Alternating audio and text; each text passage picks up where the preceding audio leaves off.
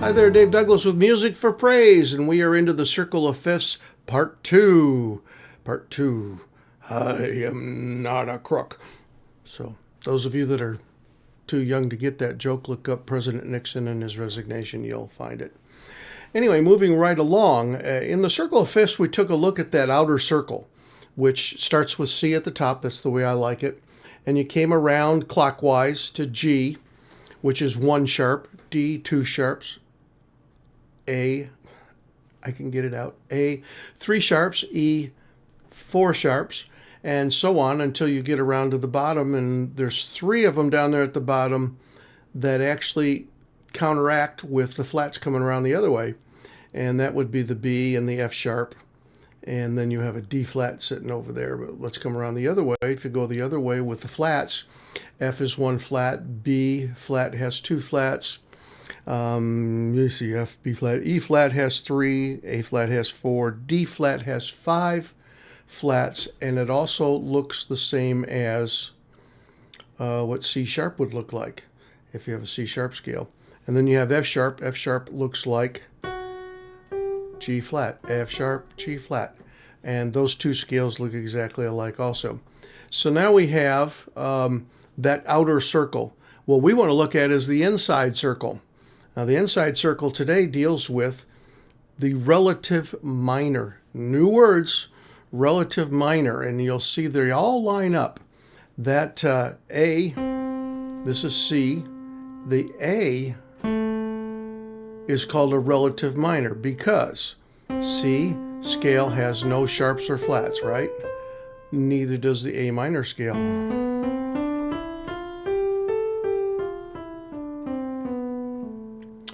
And because of that, they're called relative. Relative. Now, every minor that's relative to a major key is actually the 6th of that scale. 4, 5, 6, that's an A. So there's A minor. So C is 1 or tonic. And then this is the relative minor key, which would be the 6. And it's written with a small v and a small I in Roman numeral. And what you'll discover is, like I've been trying to convince you of, every key has all the same elements with all the same intervals. In the first part of it, I showed you that key signature, that clockwise and counterclockwise. The inside now has the relative minors. We're getting along pretty well here. So C, C minor, or C scale, or C key of C, I can spit it out, and A minor are relative keys. And then you have G and E minor. So here's the G and here's the E minor. If you're used to looking at triads, I'll come up here. Here's the G and here's the E minor. All right, and it's the same thing for every key. D is those 3, and then you have B minor. Now, why is that important? Well, it's good to remember that when you're trying to write and trying to arrange, that you understand what key signatures look like, and it's easier to know if you realize how they relate to the major keys when you're writing. Instead of thinking of key signatures, I want you to think of those outer and inners as chords. So now we're going to talk about the chords that are related to each other. If you look at the key of C, on either side, on the one side to the counterclockwise is F. That's 4. That's a major 4. So that's an interesting chord. And then we have 1 and 5, G on the other side. Those 2 chords are called sister chords. Yay, we learned another new term. Why are they sister chords? Well, mainly because they are used most often when you're writing in major key. So the 4 and the 5 are used a lot. You'll be surprised how many top 40 songs have 4, 5, 1.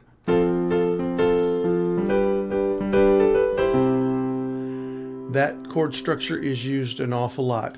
And it's also used in other variations. You might go 5, 4, 1.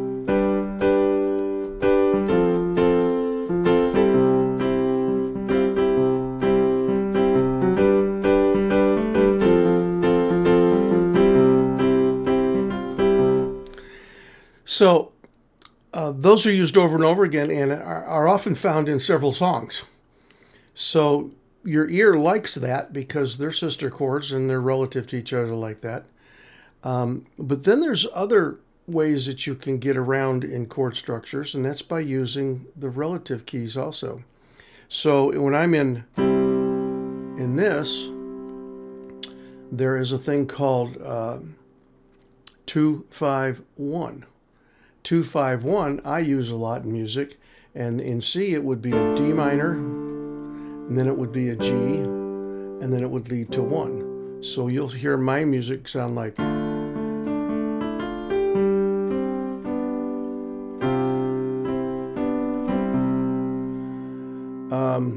I like that a lot. I use it in a lot of my songs. 2-5-1 was taught to me when I was just a teenager by my teacher then. And then you can expand it a little bit more and go back a little further, and you can do what's called a 6-2-5-1, which the 6 is A minor in C. So you go 2, 1.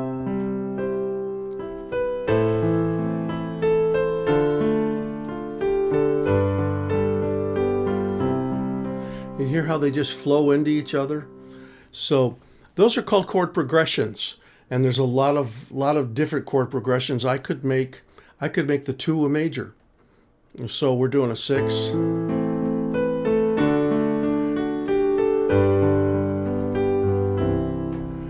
Okay? So chord progressions are very interesting, and you'll learn them as you start playing around with them a little bit more, and you find a couple things you really like, and they'll wind up showing up in your music if you're writing original composition. So, circle of fifths. This covers the minor relative keys. You've heard of the sister keys. Now, those minors that I was just using, the 2, the 6, and the 2, those aren't sister chords. Here we go. They call them cousin chords. So those chords are cousins to the main key. So in the key of C, a D minor, a D minor, D minor, and an A minor, which is the relative minor, but in this case we're talking chords. And you go over to the E minor. Those are considered to be commonly used cousin chords.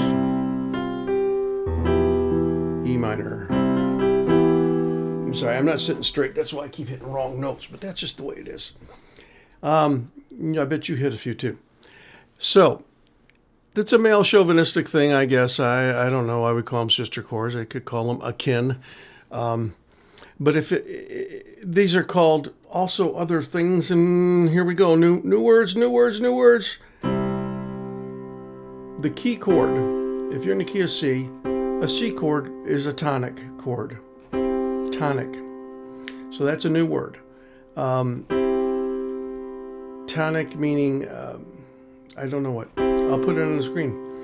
Now, if you get to the 5 chord, this 5 chord is called a dominant chord. And it's dominant because it's going to lead you to something. Dominant means it says you're not going to end here. Now, some songs do now. But you're not going to end on G, you're going to end on C because you're in the key of C. So it's a leading chord. And if you take a look at the way I'm playing it right now, 1, 2, 3, 4, 5, 6, 7 is in G. And I told you in the very first couple of videos when we were talking about intervals, 7 leads to 8. And that's that helps out that leading feeling. Now, if you go to F, I don't know if that sounds like anything to you, but if you were ever at a church that has a choir, after the pastor's prayer, sometimes they'll do an Amen. That's a 4-1 chord structure, and there's a word for what I just played. You have this to this, this to this. Usually the last 2 chords of a song are called a cadence. Cadence, meaning it's bringing you to finality. You're stepping into the final note. Amen sometimes is a 4-1-5-1. So it's Amen, Amen. And there's different variations of that, but usually they are the sister chords that create those cadences. So, if you're a beginner, I guess this is probably about all you need to know. Remember, I'm trying to build your knowledge like putting together a Lego set. I'm doing it block by block by block by block. So this has been the Circle of Fifths Part 2. And go over there, subscribe, like, befriend, say hi, Dave, write in the comments, do whatever you need to do, but follow these. Get them to your friends. You've got people and kids that you know of your families that are trying to take piano lessons. Show them these. This might help them out. In the meantime, I'm going to go in the key of D. Bye.